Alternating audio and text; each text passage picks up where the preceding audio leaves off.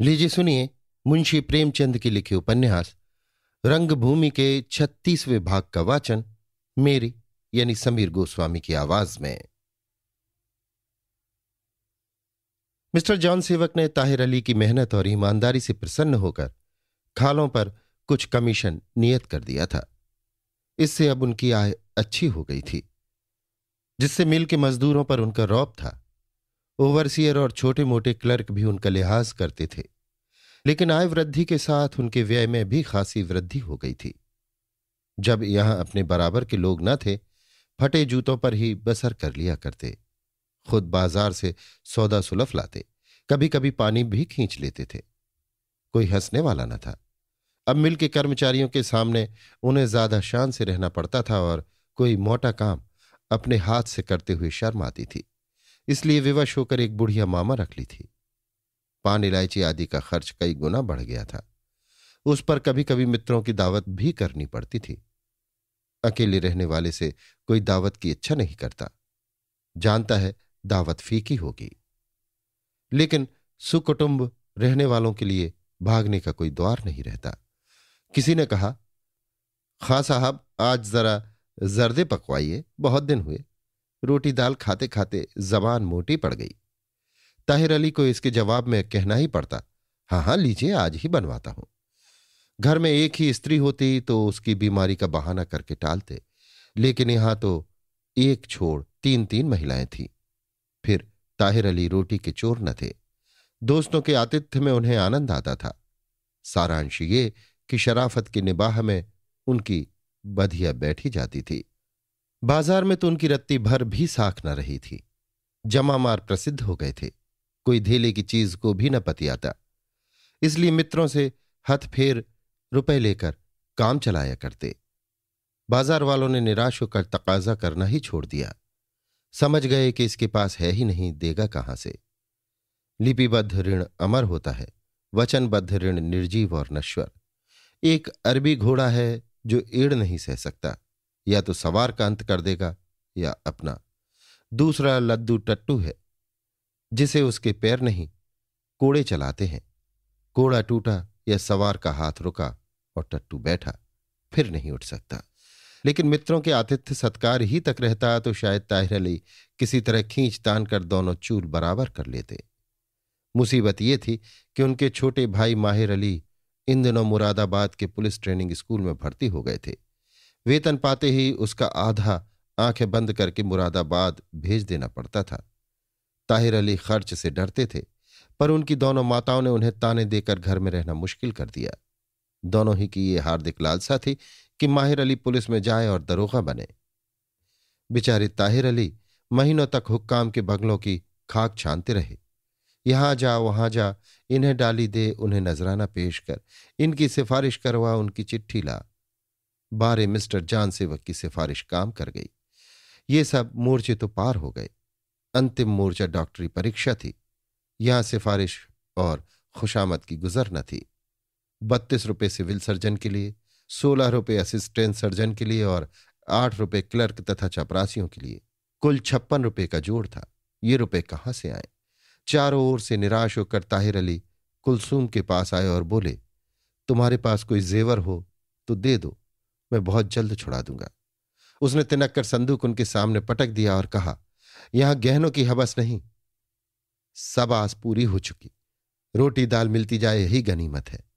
तुम्हारे गहने तुम्हारे सामने हैं, जो चाहो करो। ताहिर अली कुछ देर तक तो शर्म से सिर न उठा सके।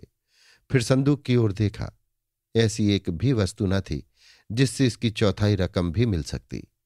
हां, सब चीजों को कूड़ा कर देने पर काम चल सकता था। सकचाते हुए सब चीजें निकालकर रूमाल में बांधी और बाहर आकर इस सोच में बैठे ही थे कि इन्हें क्यों कर ले जाऊं। कितने में मामा आई। ताहिर अली को सूझी क्यों ना इसकी मार्फत रुपए मंगाऊं। मामाएं इन कामों में निपुण होती हैं। धीरे से बुलाकर उससे ये समस्या कही। बुढ़िया ने कहा, मियाँ ये कौन सी बात है? चीज तो रखनी है, कौन किसी से खैरात मांगते हैं। मैं रुपए ला दूंगी, आप निशा खातिर रहें। गहनों की पोटली लेकर चली तो जैनब ने देखा, बुलाकर बोली, तू कहाँ लिए लिए फिरेगी? मैं माहिर अली से रुपए मंगवाए देती हूं। उनका एक दोस्त साहूकारी का काम करता है। मामा ने पोटली उसे दे दी। 2 घंटे बाद अपने पास से 56 रुपये निकाल कर दे दिए। इस भांति ये कठिन समस्या हल हुई। माहिर अली मुरादाबाद से धारे और तब से वहीं पढ़ रहे थे। वेतन का आधा भाग वहां निकल जाने के बाद शेष आधे में घर का खर्च बड़ी मुश्किल से पूरा पड़ता। कभी कभी उपवास करना पड़ जाता। उधर माहिर अली आधे ही पर संतोष न करते।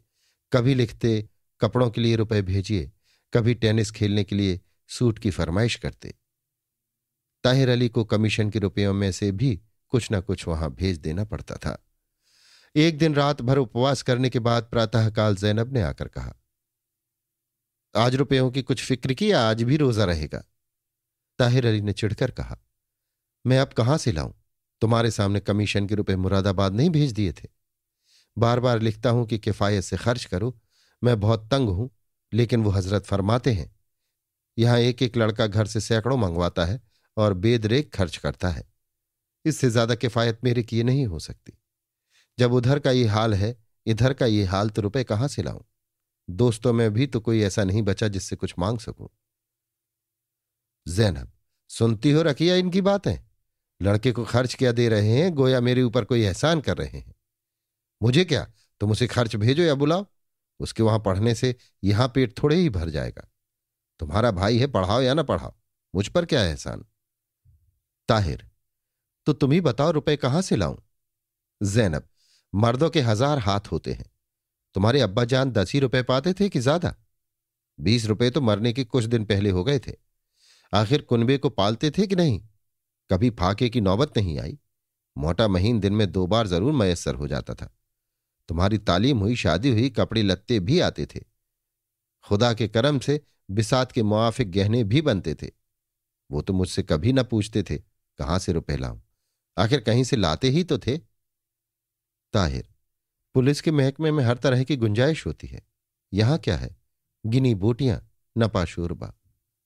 जैनब, मैं तुम्हारी जगह होती तो दिखा देती कि इसी नौकरी में कैसे कंचन बरसता है। सैकड़ों चमार हैं, क्या कहो तो सब एक एक गट्ठा लकड़ी न लाए? सबों के यहां छान छप्पर पर तरकारियां लगी होंगी, क्यों नहीं तुलवा मंगाते?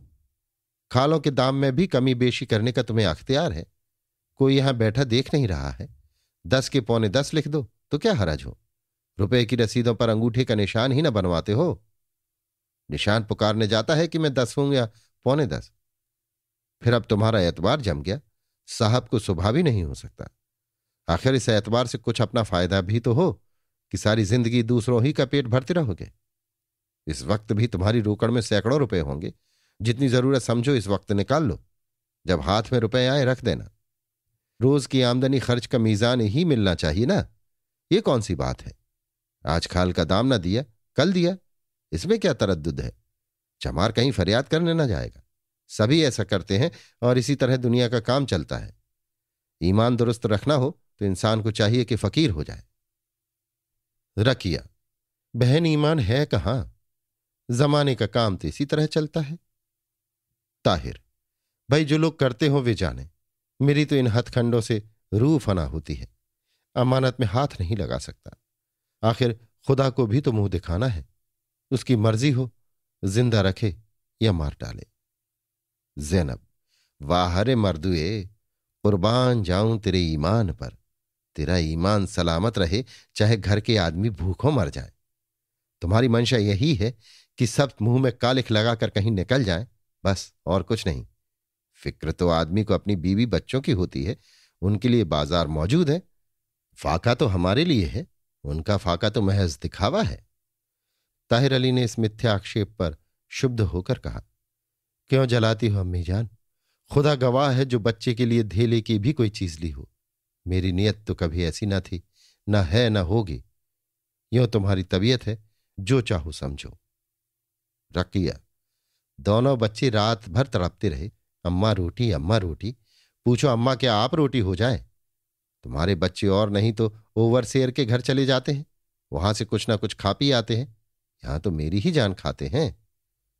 जैनब, अपने बाल बच्चों को खिलाने या ना खिलाने का तुम्हें अख्तियार है। कोई तुम्हारा हिसाबिया तो है नहीं, चाहे शीर माल खिलाओ या भूखो रखो।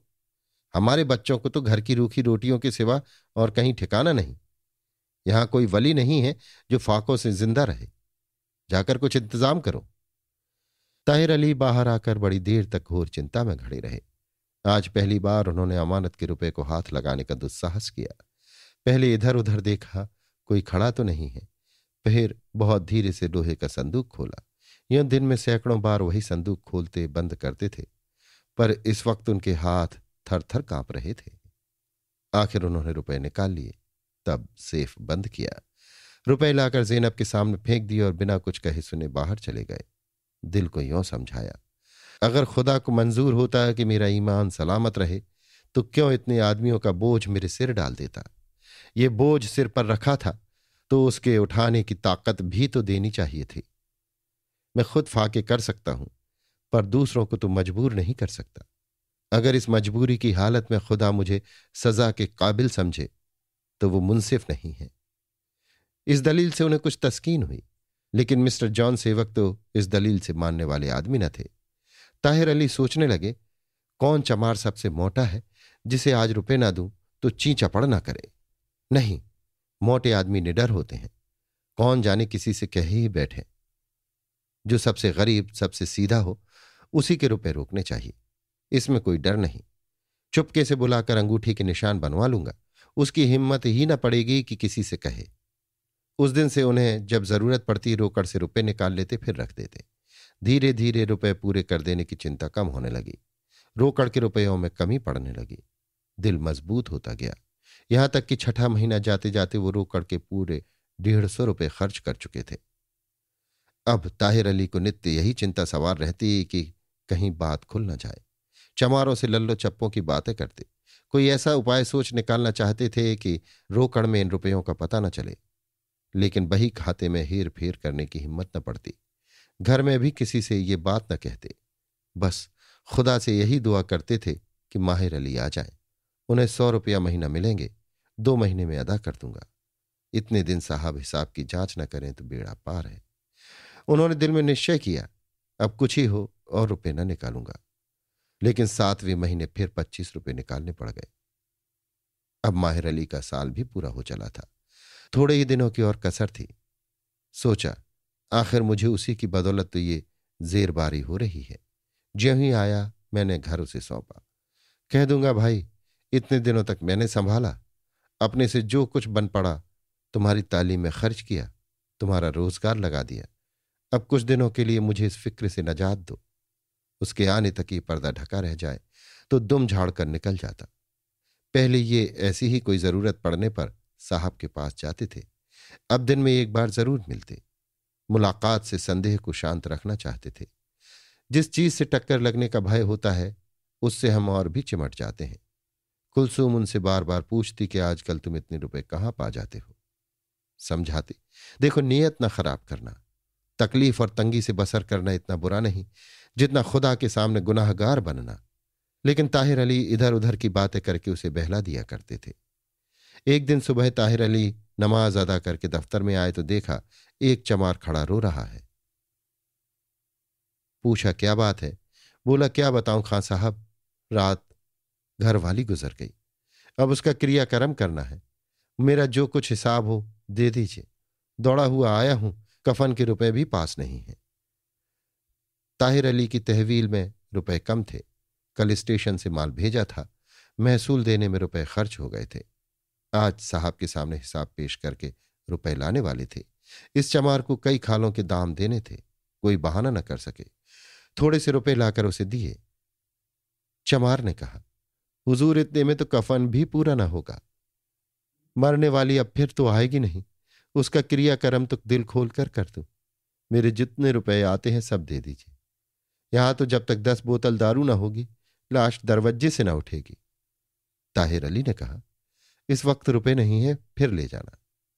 चमार, वाह खां साहब वाह, अंगूठी का निशान कराए तो महीनों हो गए, अब कहते हो फिर ले जाना।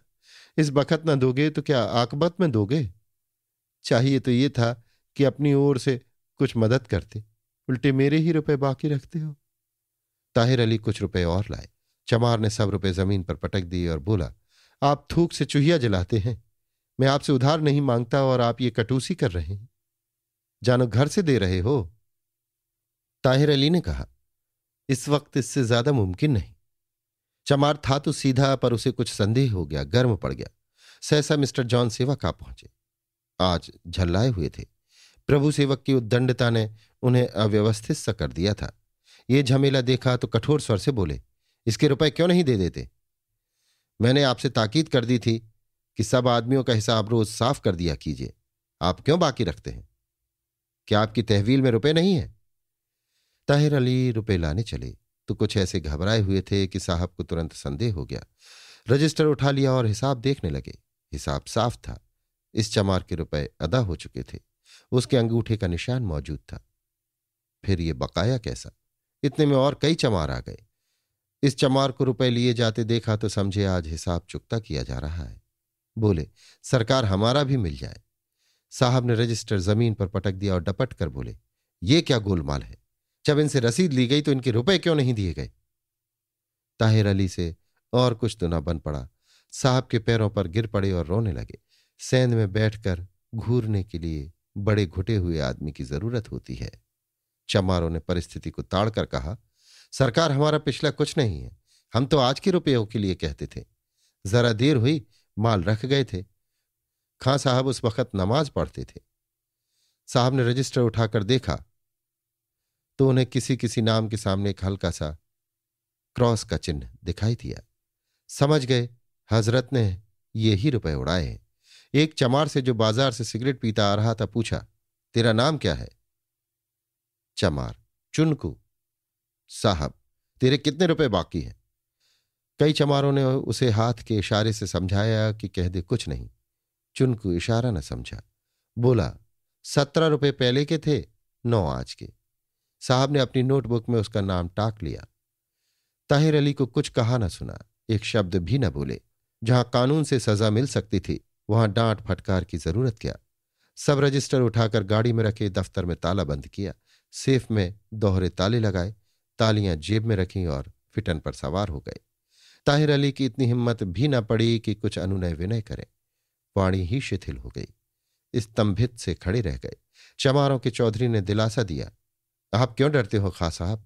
आपका बाल तो बांका ना होने पाएगा। हम कह देंगे अपने रुपए भर पाए हैं। क्यों रे चुनकुआ, तेरा गंवार ही है, इशारा भी नहीं समझता? चुनकू ने लज्जित होकर कहा, चौधरी भगवान जाने, जो मैं जरा भी इशारा पा जाता तो रुपए का नाम ही न लेता। चौधरी, अपना बयान बदल देना, कह देना मुझे जवानी हिसाब याद नहीं था। चुनकू ने इसका कुछ जवाब न दिया। बयान बदलना सांप के मुंह में उंगली डालना था। ताहिर अली को इन बातों से जरा भी तस्कीन नहीं हुई। वो पछता रहे थे। इसलिए नहीं कि मैंने रुपये क्यों खर्च किए, बल्कि इसलिए कि नामों के सामने क्रॉस के निशान क्यों लगाए। अलग किसी कागज पर टांक लेता तो आज क्यों ये नौबत आती। अब खुदा ही खैर करे। साहब मुआफ करने वाले आदमी नहीं है। कुछ सूझ ही न पड़ता था कि क्या करें। हाथ पांव फूल गए। चौधरी बोला, खां साहब, अब हाथ पर हाथ धरकर बैठने से काम न चलेगा। ये साहब बड़ा जल्लाद आदमी है। जल्दी रुपए जुटाइए। आपको याद है कुल कितने रुपए निकलते होंगे? ताहिर, रुपयों की कोई फिक्र नहीं है जी। यहां तो दाग लग जाने का अफसोस है। क्या जानता था कि आज ही आफत आने वाली है, नहीं तो पहले से तैयार न हो जाता। जानते हो यहां कारखाने का एक न एक आदमी कर्ज मांगने को सिर पर सवार रहता है। किस किस से हीला करूं, और फिर मुरव्वत में हीला करने से भी तो काम नहीं चलता। रुपए निकाल कर दे देता हूं, ये उसी शराफत की सजा है। 150 रुपए से कम ना निकलेंगे, बल्कि चाहे 200 रुपए हो गए हों। चौधरी, भला सरकारी रकम इस तरह खर्च की जाती है? आपने खर्च की या किसी को उधार दे दी, बात एक ही है। वे लोग रुपए दे देंगे। ताहिर, ऐसा खरा तो एक भी नहीं। कोई कहेगा तनख्वाह मिलने पर दूंगा, कोई कुछ बहाना करेगा। समझ में नहीं आता क्या करूं। चौधरी, घर में तो रुपए होंगे। ताहिर, होने को क्या 200-400 रुपए ना होंगे, लेकिन जानते हो औरतों का रुपया जान के पीछे रहता है। खुदा को जो मंजूर है वो होगा। ये कहकर ताहिर अली अपनी 2-4 दोस्तों की तरफ चले कि शायद ये हाल सुनकर लोग मेरी कुछ मदद करें, मगर कहीं न जाकर एक दरख्त के नीचे नमाज पढ़ने लगे। किसी से मदद की उम्मीद न थी। इधर चौधरी ने चमारों से कहा, भाइयों, हमारे मुंशी जी इस बखत तंग हैं। सब लोग थोड़ी थोड़ी मदद करो तो उनकी जान बच जाए। साहब अपने रुपए ही न लेंगे कि किसी की जान लेंगे। समझ लो एक दिन नशा नहीं खाया। चौधरी तो चमारों से रुपए बटोरने लगा। ताहिर अली के दोस्तों ने यह हाल सुना तो चुपके से दुबक गए कि कहीं ताहिर अली कुछ मांग न बैठे। हाँ, जब तीसरे पहर दरोगा ने आकर तहकीकात शुरू करने की और ताहिर अली को हिरासत में ले लिया तो लोग तमाशा देखने आ पहुंचे। घर में हाय हाय मच गई। कुलसुम ने जाकर जैनब से कहा, लीजिए अब तो आपका अरमान निकला। जैनब ने कहा, तुम मुझसे क्या बिगड़ती हो बेगम? अरमान निकले होंगे तो तुम्हारे, ना निकले होंगे तो तुम्हारे। मैंने थोड़े ही कहा था कि जाकर किसी के घर में डाका मारो। गुलछर्रे तुमने उड़ाए होंगे। यहां तो रोटी दाल के सिवा और किसी का कुछ नहीं जानते। कुलसूम के पास तो कफन को कौड़ी भी न थी।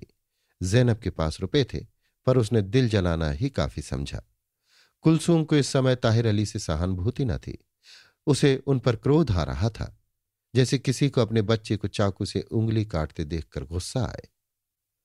संध्या हो रही थी। ताहिर अली के लिए दरोगा ने एक इक्का मंगवाया। उस पर 4 कांस्टेबल उन्हें लेकर बैठे। दरोगा जानता था कि ये माहिर अली के भाई हैं। कुछ लिहाज करता था। चलते वक्त बोला, अगर आपको घर में किसी से कुछ कहना हो तो आप जा सकते हैं। औरतें घबरा रही होंगी, उन्हें जरा तस्कीन देते आइए। पर ताहिर अली ने कहा, मुझे किसी से कुछ नहीं कहना है। वो कुलसूम को अपनी सूरत न दिखाना चाहते थे, जिसे उन्होंने जानबूझकर गारत किया था और निराधार छोड़े जाते थे। कुलसूम द्वार पर खड़ी थी। उसका क्रोध प्रतिक्षण शोक की सूरत पकड़ता जाता था, यहां तक कि जब इक्का चला तो वो पछाड़ खाकर गिर पड़ी। बच्चे अब्बा अब्बा करते इक्के के पीछे दौड़े। दरोगा ने उन्हें एक एक चवन्नी मिठाई खाने को देकर फुसला दिया। ताहिर अली तो उधर ही हिरासत में गए। इधर घड़ी रात जाते जाते चमारों का चौधरी रुपए लेकर मिस्टर सेवक के पास पहुंचा। साहब बोले, ये रुपए तुम उनके घर वालों को दे दो तो उनका गुजर हो जाए।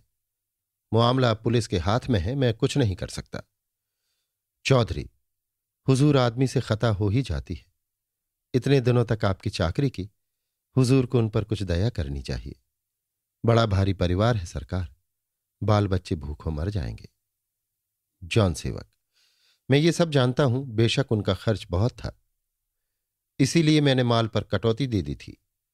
मैं जानता हूं कि उन्होंने जो कुछ किया है मजबूर होकर किया है, लेकिन विष किसी नियत से खाया जाए विष ही का काम करेगा, कभी अमृत नहीं हो सकता। विश्वासघात विष से कम घातक नहीं होता। तुम ये रुपए ले जाकर उनके घर वालों को दे दो। मुझे खां साहब से कोई बिगाड़ नहीं है, लेकिन अपने धर्म को नहीं छोड़ सकता। पाप को क्षमा करना पाप करना है। चौधरी यहां से निराश होकर चला गया। दूसरे दिन अभियोग चला। ताहिर अली दोषी पाए गए। वो अपनी सफाई न पेश कर सके। 6 महीने की सजा हो गई। जब ताहिर अली कांस्टेबलों के साथ जेल की तरफ जा रहे थे तो उन्हें माहिर अली तांगे पर सवार आता हुआ दिखाई दिया। उसका हृदय गदगद हो गया। आंखों से आंसू की झड़ी लग गई। समझे माहिर मुझसे मिलने दौड़ा चला आता है। शायद आज ही आया है और आते ही आते ये खबर पाकर बेकरार हो गया है। जब तांगा समीप आ गया तो वो चिल्लाकर रोने लगे। माहिर अली ने एक बार उन्हें देखा, लेकिन न सलाम बंदगी की, न तांगा रोका, न फिर इधर दृष्टिपात किया। मुंह फेर लिया, मानो देखा ही नहीं। तांगा ताहिर अली की बगल से निकल गया। उनके मर्म स्थल से एक सर्द आह निकल गई। एक बार फिर चिल्लाकर रोई। वो आनंद की ध्वनि थी, ये शोक का विलाप था। वे आंसू की बूंदें थी, ये खून की। किंतु एक ही क्षण में उनकी आत्मवेदना शांत हो गई। माहिर ने मुझे देखा ही ना होगा। उसकी निगाह मेरी तरफ उठी जरूर थी, लेकिन शायद वो किसी ख्याल में डूबा हुआ था। ऐसा होता भी तो है कि जब हम किसी ख्याल में होते हैं तो न सामने की चीजें दिखाई देती हैं, न करीब की बातें सुनाई देती हैं। यही सबब है। अच्छा ही हुआ कि उसने मुझे न देखा, नहीं तो इधर मुझे नदामत होती, उधर उसे रंज होता। उधर माहिर अली मकान पर पहुंचे तो छोटे भाई आकर लिपट गए। ताहिर अली के दोनों बच्चे भी दौड़े और माहिर चाचा आए कहकर उछलने कूदने लगे। कुलसूम भी रोती हुई निकल आई। सलाम बंदगी के पश्चात माहिर अपनी माता के पास गए। उसने उन्हें छाती से लगा लिया। माहिर, तुम्हारा खत न जाता तो अभी मैं थोड़े ही आता। इम्तिहान के बाद ही तो वहां मजा आता है। कभी मैच, कभी दावत, कभी सैर, कभी मुशायरे। भाई साहब को ये क्या हिमाकत सूझी? जैनब, बेगम साहब की फरमाइशें कैसे पूरी होती? जेवर चाहिए, जर्दा चाहिए, जरी चाहिए, कहाँ से आता? उस पर कहती हैं, तुम ही लोगों ने उन्हें मटिया मेट किया। पूछो, रोटी दाल में ऐसा कौन सा 56 टके का खर्च था? महीनों सिर में तेल डालना नसीब ना होता था। अपने पास से पैसे निकालो तो पान खाओ, उस पर इतने ताने। माहिर, मैंने तो स्टेशन से आते हुए उन्हें जेल जाते देखा। मैं तो शर्म के मारे उनसे कुछ न बोला, बंदगी तक न की। आखिर लोग यही न कहते कि इनका भाई जेल खाने जा रहा है। मुंह फेर कर चला आया। भैया रो पड़े। मेरा दिल भी महसूस उठा, जी चाहता था उनके गले लिपट जाऊं, लेकिन शर्म आ गई। थानेदार कोई मामूली आदमी नहीं होता, उसका शुमार हुक्काम में होता है। इसका ख्याल न करूंगा तो बदनाम हो जाऊंगा। जैनब, 6 महीने की सजा हुई है? माहिर, जुर्म तो बड़ा था, लेकिन शायद हाकिम ने रहम किया। जैनब, तुम्हारे अब्बा का लिहाज किया होगा, नहीं तो 3 साल से कम के लिए न जाते। माहिर, खानदान में दाग लगा दिया, बुजुर्गों की आबरू खाक में मिला दी। जैनब, खुदा न करे कि कोई मर्द औरत का कलमा पढ़े। इतने में मामा नाश्ते के लिए मिठाइयां लाई। माहिर अली ने एक मिठाई जाहिर को दी, एक जाबिर को। दोनों ने जाकर साबिर और नसीमा को दिखाई। वे दोनों भी दौड़े। जैनब ने कहा, जाओ, खेलते क्यों नहीं? क्या सिर पर डट गए? ना जाने कहाँ के मरभुके छोकरे हैं। इन सबों के मारे कोई चीज मुंह में डालनी मुश्किल है। भला की तरह सिर पर सवार हो जाते हैं। रात दिन खाते ही रहते हैं, फिर भी जी नहीं भरता। रकिया, छिछोरी मां के बच्चे और क्या होंगे। माहिर ने एक एक मिठाई उन दोनों को भी दी। तब बोले, अब गुजर बसर की क्या सूरत होगी? भाभी के पास तो रुपए होंगे ना? जैनब, होंगे क्यों नहीं? इन्हीं रुपयों के लिए तो खसम को जेल भेजा। देखती हूं क्या इंतजाम करती है। यहां किसी को क्या गरज पड़ी है कि पूछने जाए। माहिर, मुझे अभी न जाने कितने दिनों में जगह मिले। महीना भर लग जाए, 2 महीने लग जाए, तब तक मुझे दिक मत करना। जैनब, तुम इसका गम न करो बेटा, वो अपना संभाले, हमारा भी खुदा हाफिज है। वो पुलाव खाकर सोएंगी तो हमें भी रूखी रोटियां मयस्सर हो ही जाएंगी। जब शाम हो गई तो जैनब ने ममा से कहा, जाकर बेगम साहब से पूछो कुछ सौदा सुलूफ आएगा या आज मातम मनाया जाएगा। मामा ने लौट कर आकर कहा, वो तो बैठी रो रही हैं, कहती हैं जिसे भूख हो खाए, मुझे नहीं खाना है। जैनब, देखा, ये तो मैं पहले ही कहती थी कि साफ जवाब मिलेगा। जानती है कि लड़का परदेश से आया है, मगर पैसे ना निकलेंगे। अपने और अपने बच्चों के लिए बाजार से खाना मंगवा लेंगी, दूसरे खाएं या मरें उसकी बला से। खैर, उन्हें उनके मीठे टुकड़े मुबारक रहें, हमारा भी अल्लाह मालिक है। कुलसूम ने जब से सुना था कि ताहिर अली को 6 महीने की सजा हो गई, तभी से उसकी आंखों में अंधेरा सा छाया हुआ था। मम्मा का संदेश सुना तो जल उठी। बोली, उनसे कह दो पकाएं खाएं, यहां भूख नहीं है। बच्चों पर रहम आए तो 2 निवाले इन्हें भी दे दें। मामा ने इसी वाक्य का अन्वय किया जिसने अर्थ का अनर्थ कर दिया। रात के 9 बज गए। कुलसूम देख रही थी कि चूल्हा गर्म है, मसाले की सुगंध नाक में आ रही थी, बघार की आवाज भी सुनाई दे रही थी, लेकिन बड़ी देर तक कोई उसके बच्चों को बुलाने ना आया तो वो बैन कर करके रोने लगी। उसे मालूम हो गया कि घर वालों ने साथ छोड़ दिया और अब मैं अनाथ हूं, संसार में कोई मेरा नहीं। दोनों बच्चे रोते रोते सो गए थे, उन्हीं के पैताने वो भी पड़ रही। भगवान, ये 2 बच्चे, पास फूटी कौड़ी नहीं, घर के आदमियों का ये हाल, ये नाव कैसे पार लगेगी। माहिर अली भोजन करने बैठे तो मामा से पूछा, भाभी ने भी कुछ बाजार से मंगवाया है कि नहीं? जैनब, मामा से मंगवाएंगी तो पर्दा ना खुल जाएगा। खुदा के फजल से साबिर सयाना हुआ, गुपचुप सौदे वही लाता है, और इतना घाघ है कि लाख फुसलाओं पर मुंह नहीं खोलता। माहिर, पूछ लेना, ऐसा ना हो कि हम लोग खाकर सोएं और वो बेचारी रोजे से रह जाए। जैनब, ऐसी अनीली नहीं है, वो हम जैसों को चरा लाए। हाँ, पूछना मेरा फर्ज है, पूछ लूंगी। रकिया, सालन और रोटी किस मुंह से खाएंगी? उन्हें तो जर्दा शीरमाल चाहिए। दूसरे दिन सवेरे दोनों बच्चे बावर्ची खाने में गए तो जैनब ने ऐसी कड़ी निगाहों से देखा कि दोनों रोते हुए लौट आए। अब कुलसूम से ना रहा गया। वो झल्ला कर उठी और बावर्ची खाने में जाकर मामा से बोली, तूने बच्चों को खाना क्यों नहीं दिया रे? क्या इतनी जल्द काया पलट हो गई? इसी घर के पीछे हम मिट्टी में मिल गए और मेरे लड़के भूखों तड़पे, किसी को दर्द ना आए। मामा ने कहा, तो आप मुझसे क्या बिगड़ती? मैं कौन होती हूं? जैसा हुक्म पाती हूं वैसा करती हूं। जैनब अपने कमरे से बोली, तुम मिट्टी में मिल गई तो यहां किसने घर भर लिया? कल तक कुछ नाता निभा जाता था, वो भी तुमने तोड़ लिया। बनिए के यहां से कर्ज जिन्स आई तो मुंह में दाना गया। 100 कोस से लड़का आया, तुमने बात तक ना पूछी। तुम्हारी नेकी कोई कहां तक गाए? आज से कुलसुम को रोटियों के लाले पड़ गए। माहिर अली कभी दोनों भाइयों को लेकर नानबाई की दुकान से भोजन कराते, कभी किसी इष्ट मित्र के मेहमान हो जाते। जैनब और रकिया के लिए मामा चुपके चुपके अपने घर से खाना बना लाती। घर में चूल्हा न जलता। नसीमा और साबिर प्रातःकाल घर से निकल जाते। कोई कुछ दे देता तो खा लेते। जैनब और रकिया की सूरत से ऐसे डरते थे जैसे चूहा बिल्ली से। माहिर के पास भी न जाते। बच्चे शत्रु और मित्र को खूब पहचानते हैं। अब वे प्यार के भूखे नहीं, दया के भूखे थे। रही कुलसुम, उसके लिए गम ही काफी था। वो सीना पिरोना जानती थी। चाहती तो सिलाई करके अपना निर्वाह कर लेती, पर जलन के मारे कुछ न करती थी। वो माहिर के मुंह में कालिख लगाना चाहती थी कि दुनिया मेरी दशा देखे और इन पर थूके। उसे अब ताहिर अली पर भी क्रोध आता था। तुम इसी लायक थे कि जेल में पड़े पड़े चक्की पीसो। अब आंखें खुलेंगी। तुम्हें दुनिया के हंसने की फिक्र थी, अब दुनिया किसी पर नहीं हंसती। लोग मजे से मीठे लुकमे उड़ाते और मीठी नींद सोते हैं। किसी को तो नहीं देखती कि झूठ भी इन मतलब के बंदों की फजीहत करें। किसी को गरज ही क्या पड़ी है कि किसी पर हंसे। लोग समझते होंगे ऐसे कम समझो, लाज पर मरने वालों की यही सजा है। इस भांति 1 महीना गुजर गया। एक दिन सुभागी कुलसुम के यहां साग भाजी लेकर आई। वो अब यही काम करती थी। कुलसुम की सूरत देखी तो बोली, बहू जी, तुम तो पहचानी ही नहीं जाती। क्या कुड़कुड़ कर जान दे दोगी? विपत तो पड़ ही गई है, कुड़ने से क्या होगा? मसल है, आंधी आए बैठ गवाए। तुम न रहोगी तो बच्चों को कौन पालेगा? दुनिया कितनी जल्द अंधी हो जाती है। बेचारे खां साहब इन्हीं लोगों के लिए मरते थे, अब कोई बात भी नहीं पूछता।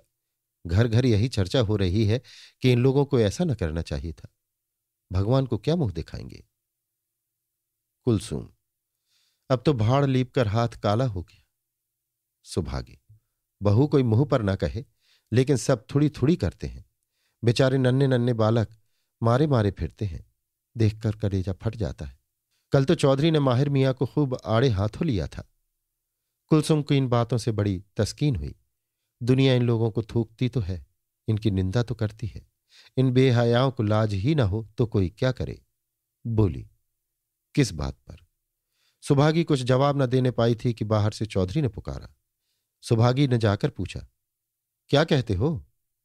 चौधरी, बहू जी से कुछ कहना है, जरा पर्दे की आड़ में खड़ी हो जाए। दोपहर का समय था, घर में सन्नाटा छाया हुआ था। जैनब और रकिया किसी औलिया के मजार पर शीरीनी चढ़ाने गई थी। कुलसुम पर्दे की आड़ में खड़ी हो गई। चौधरी, बहू जी कई दिन से आना चाहता था पर मौका ही न मिलता था। जब आता तो माहिर मियाँ को बैठे देखकर लौट जाता था। कल माहिर मियाँ मुझसे कहने लगे, तुमने भैया की मदद के लिए जो रुपए जमा किए थे वे मुझे दे दो, भाभी ने मांगे हैं। मैंने कहा, जब तक बहू जी से खुद न पूछ लूंगा आपको न दूंगा। इस पर बहुत बिगड़े, कच्ची पक्की मुंह से निकालने लगे, समझ लूंगा, बड़े घर भिजवा दूंगा। मैंने कहा, जाइए समझ लीजिएगा। तो अब आपका क्या हुक्म है? ये सब रुपए अभी तक मेरे पास रखे हुए हैं, आपको दे दूं ना? मुझे तो आज मालूम हुआ कि वे लोग आपके साथ दगा कर गए। कुलसुम ने कहा, खुदा तुम्हें इस नेकी का सवाब देगा, मगर ये रुपए जिसके हों उन्हें लौटा दो, मुझे इनकी जरूरत नहीं है। चौधरी, कोई ना लौटाएगा। कुलसुम, तो तुम ही अपने पास रखो। चौधरी, आप लेती क्यों नहीं? हम कोई औसान थोड़े ही जताते हैं। खां साहब की बदौलत बहुत कुछ कमाया है। दूसरा मुंशी होता तो हजारों रुपए नजर ले लेता, ये उन्हीं की नजर समझी जाए। चौधरी ने बहुत आग्रह किया पर कुलसुम ने रुपए न लिए। वो माहिर अली को दिखाना चाहती थी कि जिन रुपयों के लिए तुम कुत्तों की भांति लपकते थे, उन्हीं रुपयों को मैंने पैर से ठुकरा दिया। मैं लाख गई गुजरी हूं, फिर भी मुझ में कुछ गैरत बाकी है। तुम मर्द होकर बेहयाई पर कमर बांधे हुए हो। चौधरी यहां से चला तो सुभागी से बोला, यही बड़े आदमियों की बातें हैं, चाहे टुकड़े टुकड़े उड़ जाएं, मुदा किसी के सामने हाथ न पसारेंगी। ऐसा न होता तो छोटे बड़े में फर्क ही क्या रहता? धन से बड़ाई नहीं होती, धर्म से होती है। इन रुपयों को लौटाकर कुलसुम का मस्तक गर्व से उन्नत हो गया।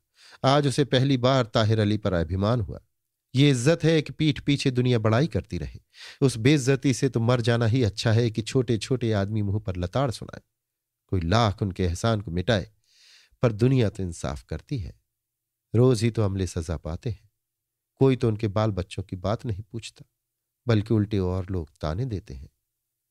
आज उनकी नेक नामी ने मेरा सिर ऊंचा कर दिया। सुभागी ने कहा, बहू जी बहुत औरतें देखी, लेकिन तुम जैसी धीरज वाली बिरली ही होगी। भगवान तुम्हारा संकट हरें। वो चलने लगी तो कई अमरूद बच्चों के लिए रख दिए। कुलसुम ने कहा, मेरे पास पैसे नहीं हैं। सुभागी मुस्कुराकर चली गई। अभी आप सुन रहे थे मुंशी प्रेमचंद के लिखे उपन्यास रंगभूमि के 36वें भाग का वाचन मेरी यानी समीर गोस्वामी की आवाज में।